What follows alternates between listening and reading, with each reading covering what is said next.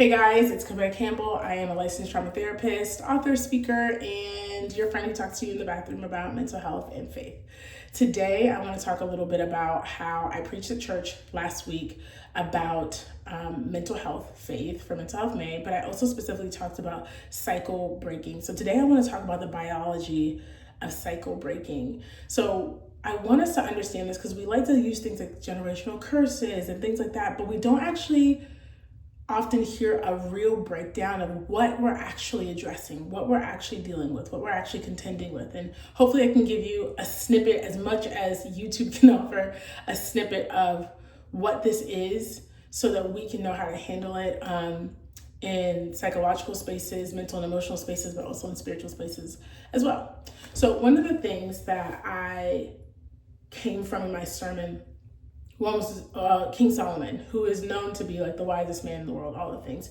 But I think it's First Kings. I can't remember the exact chapter and verse, but it says that he took on many wives as his father did, as his father David did. And then after that, it says that he was not fully devoted to the Lord as his father David was as well. And I came from the place of talking about how when we don't deal with things, that we pass on the undealt things to the generation that's after us, right? When we are struggling with things and we don't contend with what's before us, we pass on the struggles to the next generation. And then I went into the neurological and biological side, and I talked about these mice. So there is a daddy mice, a male mice, and he is shocked every time they what's it called? My brain is like, He's shocked every time they expose him to the smell of cherry blossoms. That's what it is, cherry blossoms. And so they shock him, he smells cherry blossoms, shock him, he smells cherry blossoms. So what do? They take away the shock and they just expose him to the smell of cherry blossoms. This is called like conditioning, right?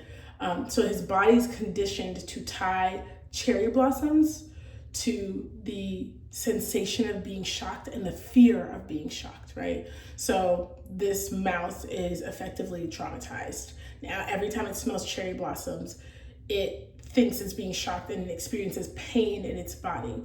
So they take this traumatized mouse and they pair the traumatized mouse with a non-traumatized mouse. So traumatized male mouse, non-traumatized female mouse. Those mate and create what are called pups. I didn't even know they're called pups. Pups, which are baby mice. The baby mice, one traumatized parent, one non-traumatized parent, come together. Baby mice, guess what? Never had any exposure to trauma and never had any exposure to being actually shocked themselves. But what happens when they expose the pups to the scent of cherry blossoms? The baby mice, the pups, respond the exact same way the dad does, as if they had experienced the association between being shocked and smelling cherry blossoms. I can barrel through that, but I don't want to. I want to stop for a second. What we don't deal with in one generation, the next generation is born with the sensitivity to. What is not dealt with in one generation becomes the sensitivity in the next generation. We literally give birth to people who are sensitive to the things that we ignored. That is so important for me, for people to really sit with and ingest. That's important to me for several reasons. One, I think that sometimes in the church, we love to lead with anger. I don't know, God didn't lead with that, but we will leave it there. We loved, and that doesn't mean God doesn't get angry. God experiences a full range of emotion, and as are we meant to experience a full range of emotion. But we lead with this anger to people who are hurting, people who are struggling, people who are sensitive. We lead with this, you're a sissy, you're weak, you're soft, you're this, you're that. But we never really want to talk about why. And I do think that we are a generation that was born immensely sensitive to really specific things like abuse, truth-telling, secrets. I think we were sensitive to that. But why? Why were we born with the sensitivity to these things that the last generation deems are unimportant? Well, the last generation deemed it unimportant because they're too afraid to address it. And then we were born with a sensitivity to it. Why? Now you got to address it through us, through raising us, through dealing with us, through doing ministry with us, through, sitting beside us in church and sitting beside us at work. And I think that there's a reality that we push away, the reality of how God does not just let things disappear. The things that need to be dealt with need to be dealt with. We can deal with it, or we can push it along for the next generation to deal with it. And the next generation is dealing with it. We're contending with the realities of abuse. We're contending with the realities of racism. We're contending with the realities of power differentials. We're contending with the realities of, the way that people are abusing power. We're contending with those things now because the last generation, and I'm not saying that there weren't cycles they didn't break. They absolutely were cycles that they broke, but we're contending with the things that we may not have had personal experience with, but we were born with biological sensitivity to. That's so important, because sometimes we can be like, well, you never experienced that. I experienced that. No, I did experience it. I experienced it differently than you because I experienced it through you. In my body, literally. This is science. This is not just science. This is how God designed the body to work.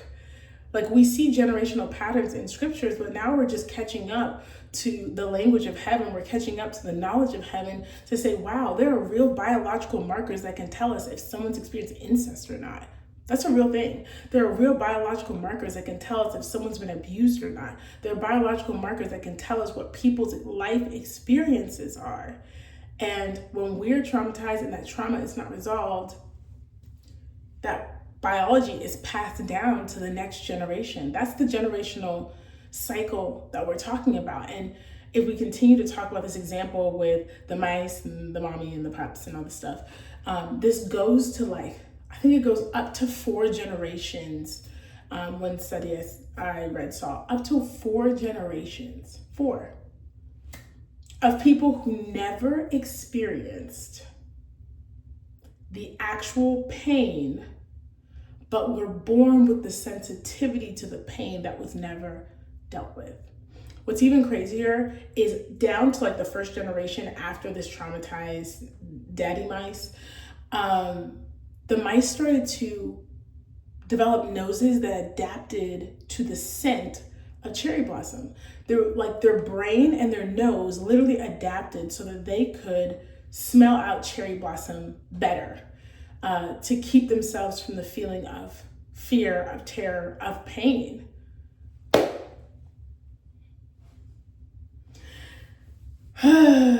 Sometimes we think every generation is starting from zero. Well, I started here and you're starting here. No. No. Each generation, God is a developmental God. We see that in creation and how he creates creation. He does not create the world. He creates the foundational components, and then he starts from the macro down to the intricate details, and we are the most intricate detail, which is why we're the last thing he creates, right? So when we think about the reality of how patterns are passed on, this is called epigenetics, right? Patterns are passed on through our genetics.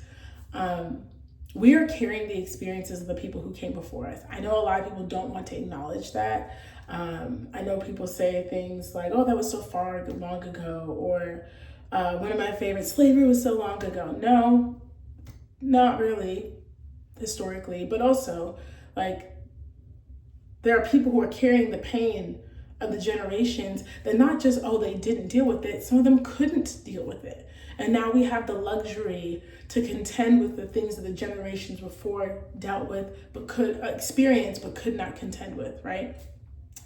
And I was thinking through and processing this in my sermon and in my private time. And I was like, okay, so what do we do with this? The world cannot just be us finding out how deeply pervasive trauma is and then being like, well, you're traumatized down to your bones on a cellular level. That can't be it. And so I continued doing more research, and I was like, okay, so if epigenetics is how the human genome is impacted by imprints of traumatic experiences, how do we regenerate the genome? Right? Sorry, this is like too scientific, but it's the best way I can put it. We can regenerate the genome. First of all, that's a thing. You can regenerate the genome, meaning that you can be born with a sensitivity and a disposition and a predisposition to something because of the unresolved issues of someone who came before you. But you can reprogram the genome in your body. You can reprogram your DNA, how your DNA is expressed, right? I want to make sure I'm using accurate language, even though it just gets really granular. You're not changing your DNA, you're changing how your DNA responds to certain genetic markers. We can change that, which is huge, which means you can be born into something and in your lifetime can change whether the person after you is born into it or not. You can be born into something that has always happened, and you could give birth to someone who's never known what that experience, whether it's a biological thing or a behavioral thing. That's crazy. You can reprogram the genome. How do you reprogram the genome? Which is at its core, how do I biologically break cycles? How do I break the biological cycles? Well, one, by behaviors and patterns that you engage in. You can change the expression, your genetic expression. You can reprogram the genome by how you behave, your patterns. The behaviors that we engage in, if we engage in them enough, become a part of who we are, right? That's why for someone who may never have a drink of alcohol, but may have a genetic marker for alcoholism, they may never become an alcoholic because they never picked up the drink. Does that make sense? Like, you have the predisposition for it, but you never picked up the drink. There might be somebody who is born with a genetic predisposition. An example, I have eczema. I have eczema on this hand. I had no clue I had the genetic predisposition to it. I hit a level of stress that activated the gene, and now I have eczema for the rest of my life.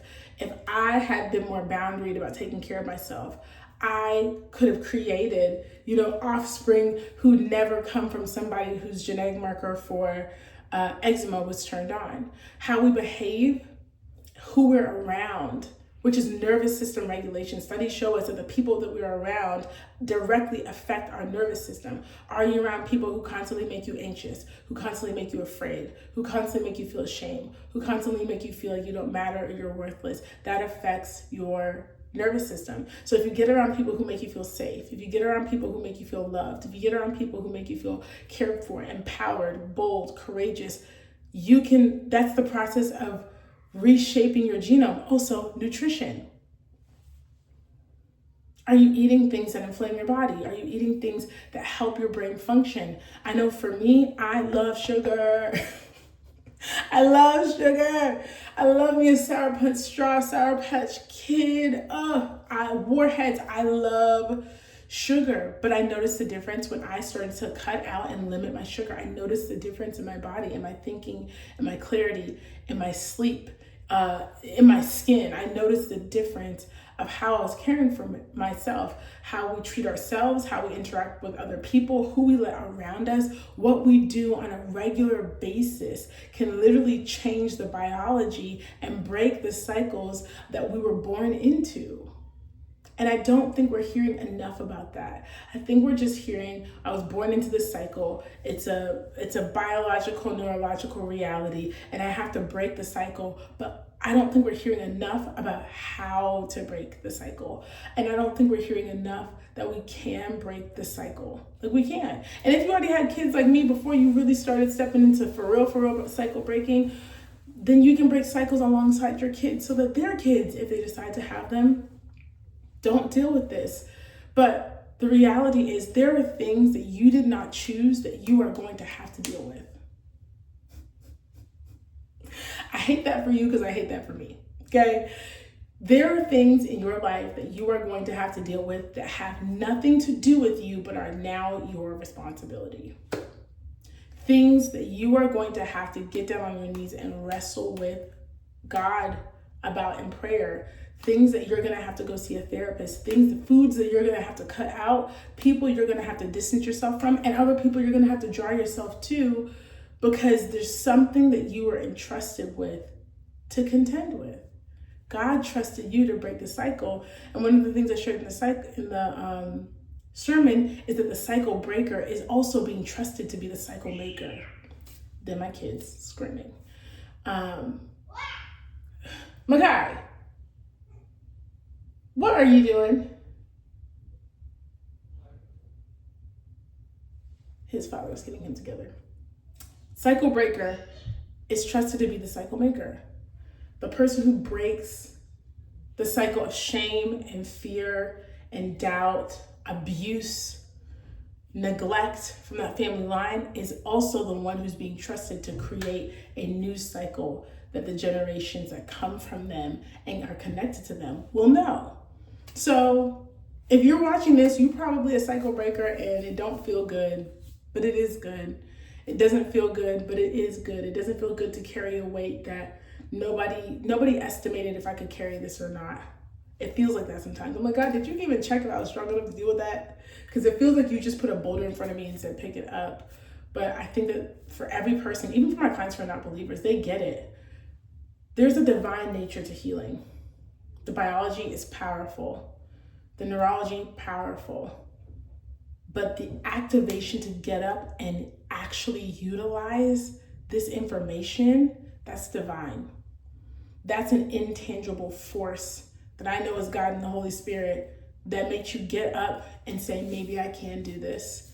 And maybe there is hope, right? So I'm just wondering for you, like, what is the thing that you need to commit to break the cycle, to biologically break the cycle? What's the thing? Who are the people you need to shift relationship with? Who are the people you need to get in relationship with? What are the things you need to lean into nutritionally? What are the things that you need to let go of in your nutrition? What are the actions that you need to regularly take? What are the things that you need to do to break the cycle? Because you can, and not only are you breaking a cycle, you are making a cycle, and God trusted you to be the one to do it. So that's our time for today. I am so honored to always share when I can, whenever the kids are quiet enough and the bathroom is clean enough, to give a word that I hope inspires you, fills you up, helps you feel seen, and gives you a little dose of psychoeducation. I'll talk to you guys soon. Bye.